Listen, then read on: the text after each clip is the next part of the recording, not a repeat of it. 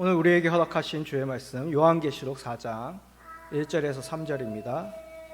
신약성경 요한계시록 4장 1절에서 3절, 신약성경 402페이지입니다. 우리 세 절뿐이 안 되니 제가 1절, 우리 성도님들이 2절, 3절은 우리 다 같이 읽도록 하겠습니다. 요한계시록 4장 1절에서 3절입니다. 저부터 읽겠습니다. 이일 후에 내가 보니 하늘에 열린 문이 있는데 내가 들은 바 처음에 내게 말하던 나팔 소리같이 그 음성이 이르되 이리로 올라오라. 이후에 마땅히 일어날 일들을 내가 내게 보이리라 하시더라. 곧 성령에 감동되었더니 보라, 하늘의 보좌를 베풀었고 그 보좌 위에 앉으신 이가 있는. 3절 다 같이. 앉으신 이의 모양이 벽옥과 홍보석 같고 또 무지개가 있어 보좌에 둘렸는데 그 모양이 녹보석 같더라. 아멘. 오늘 본문의 말씀을 가지고 하늘의 보좌라는 제목으로 말씀을 나누고자 합니다. 우리가 코로나19 바이러스 인하여 많은 우리의 생활적인 부분이 위축이 되고 또 어떤 부분들은 정지된 것을 우리가 보게 됩니다.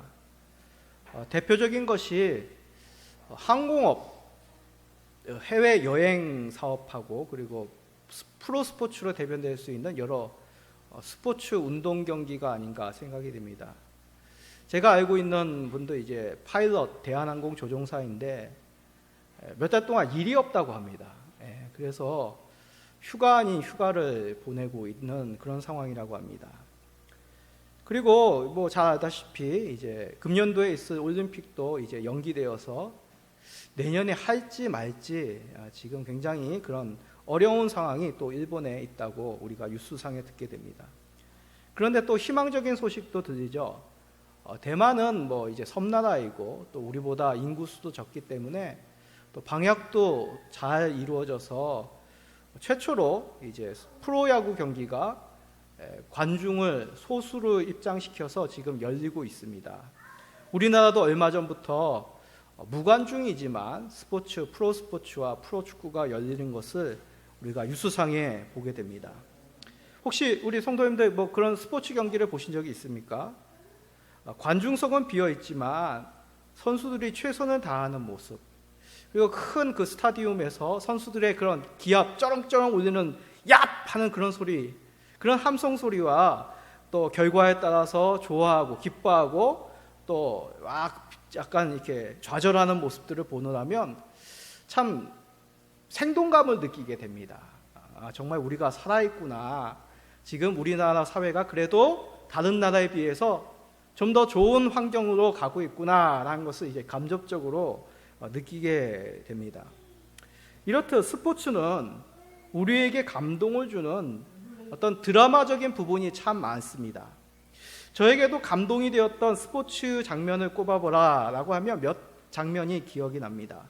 그 중에 하나가 팀을 위해서 희생한 선수들에게 동료 선수들과 관중들이 아낌없이 환호하며 격려하는 그런 장면이 아직도 생각이 됩니다. 동계올림픽 쇼트트랙 경기죠. 아무래도 이제 여러 명이서 그 좁은 경기장에서 스피드를 다루는 경기다 보니까 서로를 견제하고 또 그런 빠른 스피드 가운데서 참 이게 몸이 부딪히는 그런 안타까운 상황도 보게 됩니다. 그래서 아무래도 이 좁은 경기고 분초를 다투는 경기이다 보니 국가마다 이제 페이스메이커 역할하는 선수가 있는가 하면 주력으로 메달권에 들어야 되는 그런 선수들을 전략적으로 짜서 서로 밀어주고 끌어주는 그런 작전을 펴더군요. 그런데 어떤 경기는 페이스메이커를 해주던 선수가 다른 나라의 선수를 견제하다가 그만 충돌하여 탈락하는 경우가 있었습니다. 그런데 그 모든 경기가 끝난 후에 우승한 선수들에게 박수를 보내는 것이 아니라 탈락한 선수에게 동료들이 찾아가서 저렇게 격려하는 장면을 보느라면 제가 직접 그 경기장에 있지 않지만 큰 감동과 또한 진한 어떤 동료애를 느끼게 되었습니다. 이런 모습을 통해서 우리가 깨닫는 것은 사람들은 무엇인가 성적보다도 어떤 자신에게 주어진 몫에서 최선을 다하며 또한 희생하는 어떤 그런 뒤쪽에 있는 그런 아름다운 헌신과 섬김을 더 감동 있게 본다는 것입니다. 이런 모습으로 사람들은 성적보다도 자신에게 주어진 몫에 최선을 다하는 그런 가치를 높게 여기는 것을 우리가 깨닫게 됩니다. 보편적인 세상의 가치 또한 단순한 결과보다 그 속에 있는 주인공들의 그런 드라마적인 이야기에 초점을 맞춘다면 우리는 세상을 보는 눈이 어떠해야 되는지를 깨닫게 되는 것이죠. 요한계시록을 보는 관점도 이와 다르지 않습니다. 보통 사람들은 요한계시록을 볼 때 흥미 위주로 세상의 마지막 때에는 어떤 놀라운 일들이 있을까? 혹시 지금 뉴스상에 있는 이런 지진이라 자연재해들이 이 코로나19 바이러스가 성경에서 예언된 어떤 그런 재앙이 아닐까?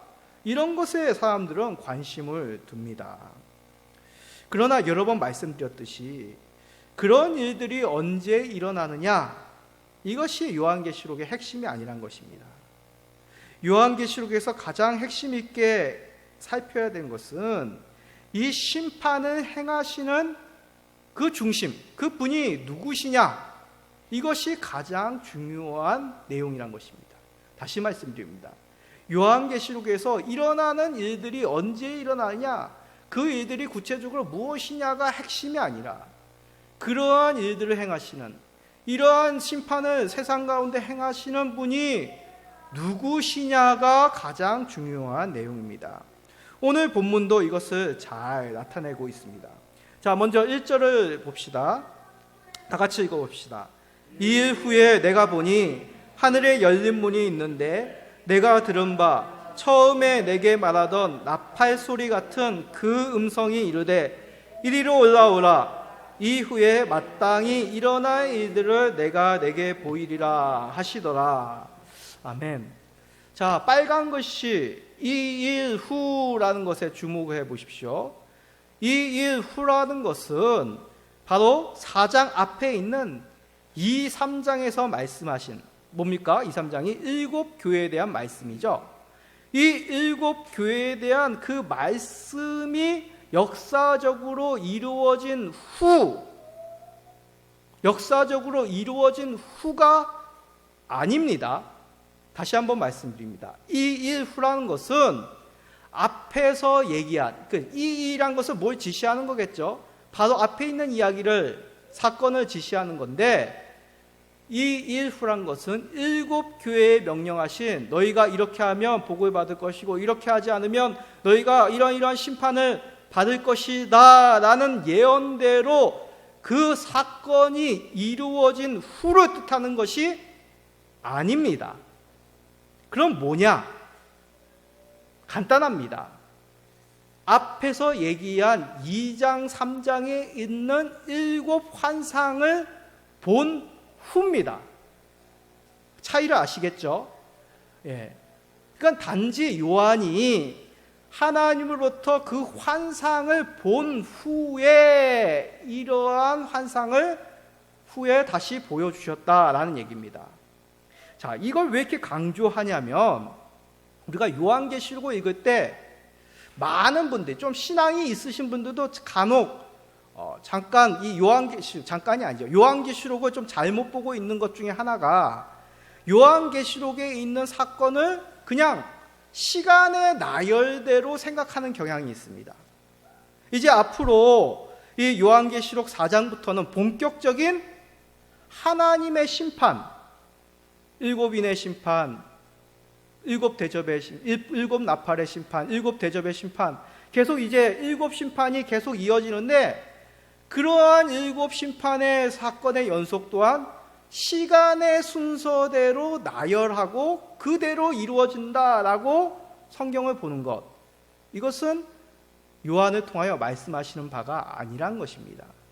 다시 말해서 요한계시록 4장에 처음 시작하는 부분도 어떤 앞에서 얘기했던 사건이 이루어진 후에 그 예언이 성취된 후를 말하는 것이 아니라 단지 요한 사도에게 그 환상을 보여주신 후에 두 번째 환상, 첫 번째 환상은 7교회 환상이라고 요약할 수 있죠.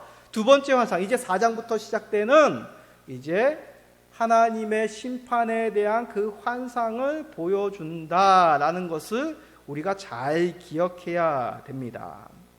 일곱 교회 심판 후에 일어날 일이란 의미가 아니라 앞으로 보게 될 환상이 언제 일어나는지를 중점적으로 살펴서 안 된다라는 것을 뜻하는 것입니다. 사도 요한을 보여주시는 그 환상, 사도 요한에게 보여주신 그 환상은 지금 우리가 살고 있는 이 시대 가운데 이루어지고 있는 환상입니다. 다시 한번 말씀드립니다. 이제 말씀하시는 두 번째 환상, 하나님이 이 땅 가운데 심판을 내리시는 그 모습은 지금도 우리들에게 이루어지고 있는 사실을 말씀하시는 것이죠. 왠지 그렇습니까? 지금이 바로 말세기에 초대교회 시대를 포함한 예수님이 이 땅에 육신으로 오심부터 하늘로 승천하신 대로 다시 오시는 그날까지, 재림하시기 전까지 말세이기 때문에, 우리가 살아가고 있는 말세이기 때문에 이제 보여주실 그 두 번째 환상의 내용은 너희들이 겪고 있는 이 시대 가운데 이루어진다는 것입니다. 이런 말씀은 구약에서도 담겨져 있습니다. 대표적으로 다니엘 선지자이죠. 다니엘은 단지 이스라엘 역사 가운데 위대했던 그런 믿음의 독립운동가가 아니라 시대의 정신 가운데서도 하나님의 백성의 그런 모습을 지켜나갔던 단지 그런 모습만이 아니라 세상의 열왕 가운데서도 하나님이 참된 왕임을 드러냈던 선지자임을 우리는 1차적으로 잘 알아야 됩니다. 다니엘서 6장까지는 우리가 보면은 보통 얘기하는 다니엘과 새 친구 이야기 있죠. 참 주일학교 때도 많이 들어봤고 참 드라마, 연극으로도 하도 참 재밌는 그런 이야기입니다. 말씀입니다. 그 가운데 이 세상의 열국을 다스리는 바벨론 왕, 느부갓네살 왕이죠. 그 느부갓네살 왕이나 메데바사, 앞으로 있을 그 왕들이 마치 다니엘 시대를 좌우 주무르는 그런 세상의 왕들로 보여집니다. 그러나 그 가운데 핍박당하는 믿음의 백성을 지키시고 다니엘과 새 친구를 눈동자와 같이 지켜주시는 분은 우리 하나님이셨습니다. 죽으면 죽으리라는 그 신앙 가운데 지켜나갔던 그들을 보호하시고 그 세상 가운데서도 구별하여 눈동자와 같이 지켜주신 분은 우리 하나님임을 다니엘서를 통하여 깨닫게 되는 것이죠. 그래서 다니엘서 7장부터는 열국의 왕들 가운데서 참된 왕이 누구인지를 환상을 통하여, 다니엘에게도 환상을 통하여 낱낱이 증거하십니다. 자, 그 대표적인 말씀이 다니엘서 7장 13절 14절입니다. 읽어봅시다. 시작. 내가 또 밤 환상 중에 보니 인자 같은 이가 하늘 구름을 타고 와서 옛적부터 항상 계신 이에게 나아가 그 앞으로 인도되매 그에게 권세와 영광과 나라를 주고 모든 백성과 나라들과 다른 언어를 말하는 모든 자들이 그를 섬기게 하였으니 그의 권세는 소멸되지 아니하는 영원한 권세요 그의 나라는 멸망하지 아니할 것이니라. 아멘. 말씀이 긴데 요약하자면 다니엘도 밤중에 환상을 봅니다. 어떤 환상이냐면 요한이 보았던 환상하고도 굉장히 비슷합니다. 거듭 예수님의 모습에 대해서 말씀할 때도 예수님의 요한계시록에 보여주는 모습은 구약의 여러 선지자들에게 보여준 그 모습하고 같다는 것을 말씀드린 적이 있습니다. 이 본문도 마찬가지죠. 요한이 하나님의 앞에 가서 그 모든 광경을 보듯이 다니엘도 하늘 구름을 타고 와서 옛적부터 항상 계신 이에게 나아가 이 환상들을 보는 장면입니다. 근데 누구 앞에 나가냐고 하면 14절에 길게 이제 설명하고 있는 것이죠. 누구겠습니까? 환상 가운데 인자가 항상 계신 이에게 나아가 세상을 다스릴 영원한 권세를 받고 있습니다. 다시 말씀드립니다. 자, 하늘에 올라가는데 그 옛적부터 항상 계신 이가 앞에 계십니다. 근데 그 항상 계신 이에게 누군가가 나아가서 그 세상을 다스리는 영원한 권세를 얻습니다. 이제 우리가 요한계시록을 통해서 알게 되겠지만 이것은 바로 성부 하나님 앞에 나아가 우리 어린 양이신 성자 예수님께서 그 하늘 보좌의 권세를 위임받는 장면으로 요한에게 보여주는 장면과 똑같이 일치합니다. 이는 예수님께서 하나님으로부터 만국의 권세를 받고 있음을 다니엘에게도 목격하고 계신 것이죠. 다니엘이 어떤 시대의 사람이라고 하였습니까? 바벨론, 메대, 바사제국, 그 당시에 초강대한 국가들 사이에서 신하로서 그 믿음 지켜나갔던 다니엘, 그런 한날 한날이 참으로 마음이 무너지고 하나님의 이름이 땅에 떨어지는 것을 목격하는 그 안타까운 삶을 매일매일 살았던 사람이었을 것입니다. 하나님께서 그에게 이 느부갓네살의 그 환상을 통하여 이 세상을 다스릴 분이 누구인지를 낱낱이 다니엘의 입술을 통하여 증거하였지만, 느부갓네살 왕은 엉뚱하게도 그 모습대로 우상을 만들어 다니엘과 세 친구를 괴롭히고 세상 사람들이 하나님이 아니라 헛된 우상 앞에 절하게 하였던 그 안타까운 모습을 목격했던 그런 믿음의 사람이었습니다. 그런 절망적인 상황 속에, 무너지는 상황 속에서 하나님은 다니엘에게 꿈을 주시어 그 왕이, 그 우상이 세상의 주가 아니라 참된 살아계신 하나님, 그 하나님으로부터 세상 영광을 다스릴 권세를 위임받는 우리 주 예수 그리스도야말로 참된 왕임을 똑똑히 목격하게 하시는 것이죠. 그러기에 우리가 요한계시록 4장을 시작하면서 우리가 눈을 주목해야 될 것은 그 요란한 심판의 사건, 그것으로 인하여 두려움이 아니라 이 일을 이루시는 우리 주 예수님, 우리 주 하나님께 그 시선을 고정시켜야 되겠습니다. 이를 통해 우리는 역사란 아무런 의미 없는 우연의 산물이 아니라 지금도 하나님의 뜻 가운데서 다스리고 계심을 우리는 깨달아야 된다는 것이죠. 세상에 놀랍고 두려운 속에서 우리 믿음의 백성들의 마음이 빼앗겨서는 안 되겠습니다. 너무나 세상의 일들이 두려워하여서 우리가 주님 앞에 기도하며 믿음으로 살아가야 될 그리고 믿음의 삶을 포기해서는 안 된다는 것이죠. 그 가운데서 주께 속한 자들에게는 영광을, 세상의 그런 위협과 또한 여러 가지 핍박 속에서도 이것을 거부하며 믿음 지킨 자들에게 영원한 상급을 주시는 것을 우리는 기억하며 믿음을 지켜나가야 된다는 것입니다. 자, 그럼 구체적으로 심판의 이 일을 행하는 그 중심지가 어디인지 이제 그 우리의 시선을 더욱 안으로 들이십니다.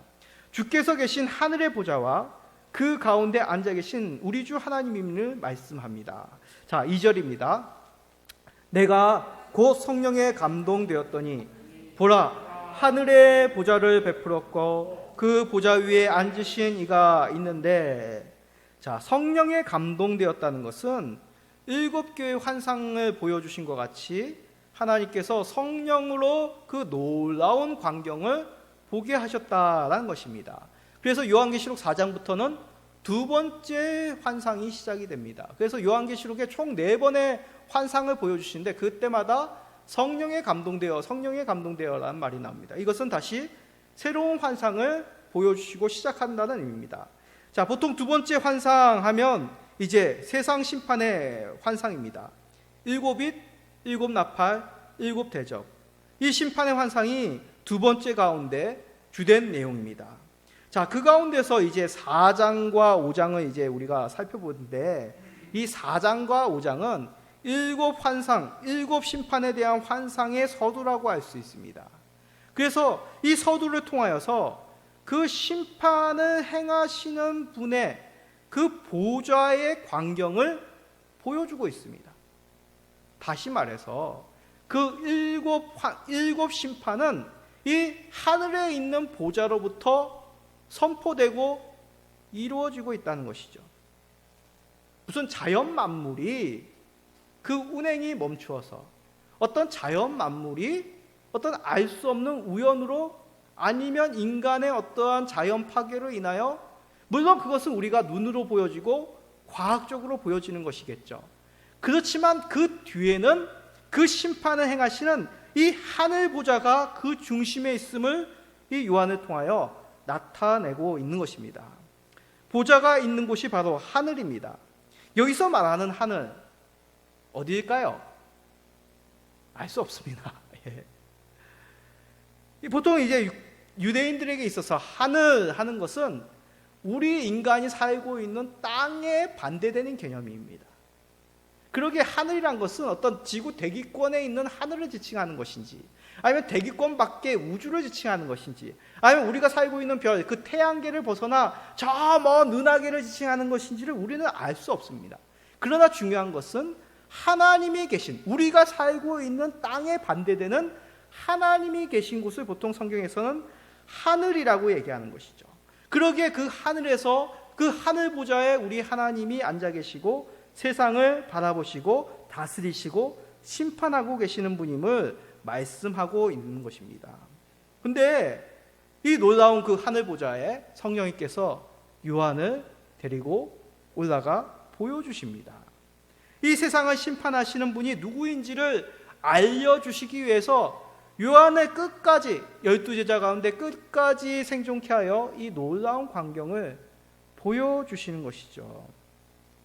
단지 미래에 어느 때 이러한 무서운 일들이 일어난다, 그것이 아니라 이 놀라운 하나님의 계획과 섭리가 누구로부터, 어디로부터 일어나고 있는지를 낱낱이 보여주고 계십니다. 자, 그럼 보좌에 앉은 분은 누구겠습니까? 답을 다 얘기했습니다. 하나님입니다. 그런데 하나님이 보좌에 앉아 계십니다. 이것도 몇 번 얘기했죠.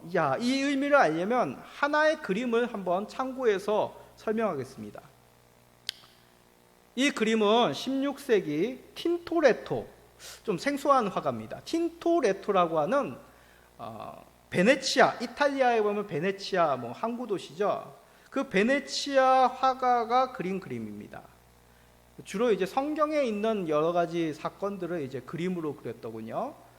그래서 이 그림도 제목에서 마치 솔로몬과 시바 여왕, 솔로몬 왕이 시바 여왕을 이제 맞아들이는, 그가 가져온 조공품을 받는 장면을 이렇게 상상으로 그림을 그렸습니다. 근데 이 보통 화가들은 유대의 어떤 그 시대를 생각하고 그린 것이 아니라 자기들의 문화로 성경을 봅니다. 그래서 참고로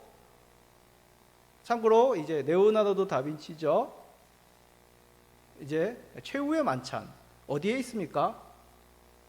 의자에 앉아서 식사합니다. 근데 예수님 당시에는 의자가 없었습니다. 의자가 있긴 있었는데 사람들은 의자에 안 앉았습니다. 그럼 어떻게 식사했습니까? 보통 누워서 식사를 했습니다. 그래서 보통 이제 최후의 만찬 하면 이제 레오나르도 다빈치 그림 말고도 다른 그림들이 더 있습니다. 근데 어떤 화가는 예수님과 제자들이 누워서 식사하는 장면도 그린 거 있습니다. 오히려 그것이 더 정확한 그림이라 할 수 있습니다. 자, 이건 그냥 참고로 아시고, 저 그림도 마찬가지입니다. 좀 상상을 해서 그린 그림이죠. 자, 저기서 주목할 것은 솔로몬 왕이 어디 있습니까?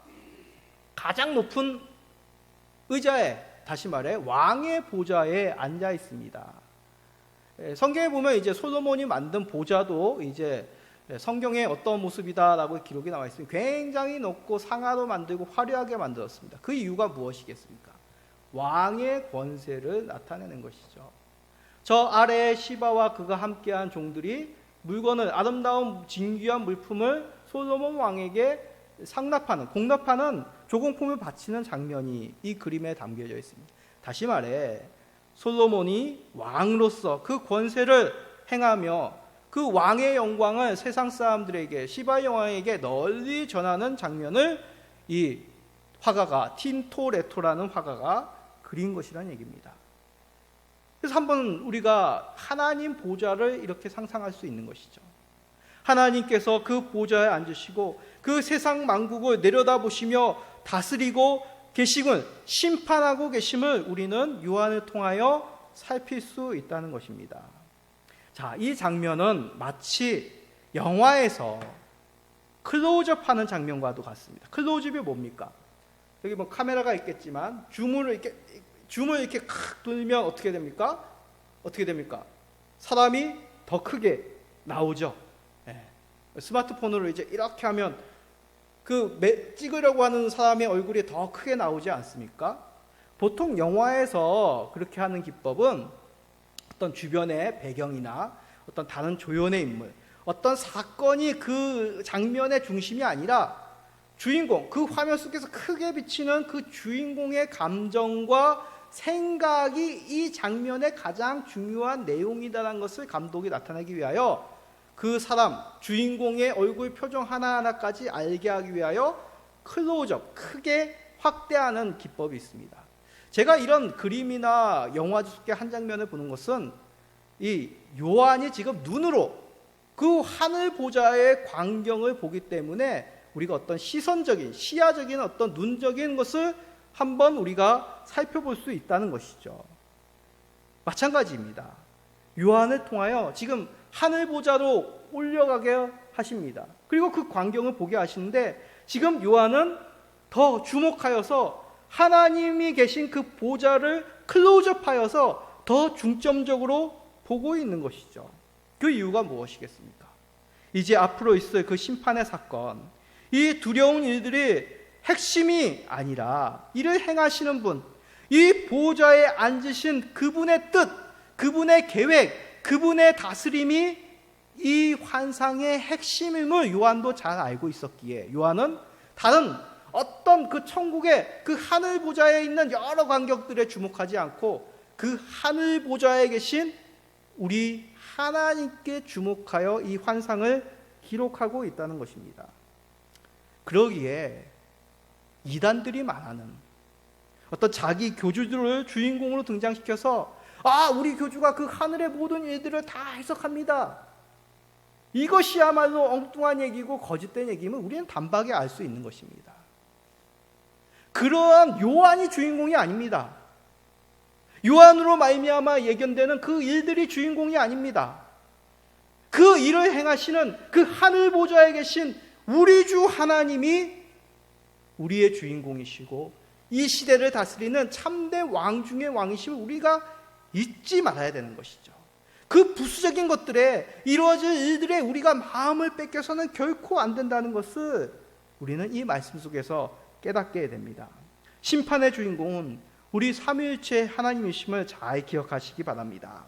자, 이제 보좌에 앉으신 주의 모습을 통하여 하나님이 어떠한 분이신지를 더 구체적으로 나타냅니다.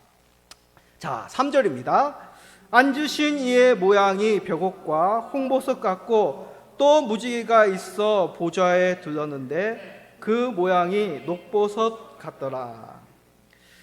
자, 이걸 좀 우리가 이해하려면 좀 보석 가게를 가봐야 하지 않은데, 제가 보석을 본 적이 있겠습니까? 결혼할 때 그 모조 큐빗이죠. 그런 거 사러 갔을 때 그때 봤던 기억뿐이 없는데, 영화 같은 데 보면 아니면 사진 같은 데 보면 주먹만한 루비, 다이아몬드 그 빛이 정말 영롱하다고 하더라고요.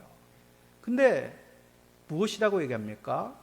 앉으신 이의 모양이 벽옥과 홍보석 같고 또 무지개가 있어 그 보좌에 둘렀는데 그 모양이 녹보석 같더라고 얘기합니다. 자, 이 보석이 구체적으로 어떠한 보석인지는 알 수 없습니다. 벽옥이라는 것은 말 그대로 정말 투명한 보석, 홍보석은 말 그대로 붉은색, 녹보석은 녹색을 비닌 빛을 가진 보석이라 할 수 있습니다. 근데 그 모양이 단지 빨갛고 녹색이고 투명하고만 아니라 무지개같이 영롱하고 찬란하다고 말씀합니다. 우리가 새벽 시간에 노아의 홍수 사건에 무지개를 얘기하면서 비온 뒤, 지금 비가 오고 있는데 혹시 비가 그치면 무지개가 보일 수 있을까요? 그 무지개를 보신 적이 있으십니까? 프리즘을 통하여서 그 무지개의 영롱한 빛을 볼 수 있습니까? 아니면 그 집에 가지고 계신 그 보석, 어떤 길거리를 가다가 보석 가게에 있는 큰 보석, 영화상에서 볼 수 있는 그 놀라운 보석들, 그러한 것과 우리 하늘 보좌에서 비춰지는 우리 주 하나님과의 얼굴은 비교도 할 수 없을 만큼 찬란하고 찬란하다는 것입니다. 얼마나 찬란한지 모세는 어떻게 하였습니까? 빛 대신 우리 하나님을 감히 쳐다볼 수 없어 반석 뒤에서 숨어 그의 등만 보아도 그 영롱한 빛에 정말 두려워 떨 수밖에 없었던 모세의 힘을 우리는 기록상에서 보게 됩니다. 그만큼 우리 주 하나님, 요한이 지금 목격하고 있는 그 영광의 하나님은 지금 밤모섬에 갇혀있는 차가운 동물과 정말 비교되며 그 시대 가운데 이 세상을 비추는 우리 주 하나님이 누구신지를 단번에 보여주고 있는 것이죠. 요한은 지금 그의 육체는 차디찬 이 밤모섬에 있지만, 동굴 가운데 있지만 그의 영혼은, 그는 지금 주님의 곁에 올라가서 그 영롱하신 하나님을 배우며 그 기쁨을 감추지 못하였을 것입니다. 다니엘과 또한 여러 선지자들도 마찬가지죠. 바벨론 왕, 메데 바사의 왕이 참된 왕이 아니라 이 시대를 비추는 그 영광스러운 찬란한 빛을 갖추신 우리 주 하나님이야말로 빛 대신 우리 주 하나님이시오 세상을 다스리는 심판자이심을 요한을 통하여 말씀하십니다. 요한은 이 광경을 보고 큰 위로를 받았을 것입니다.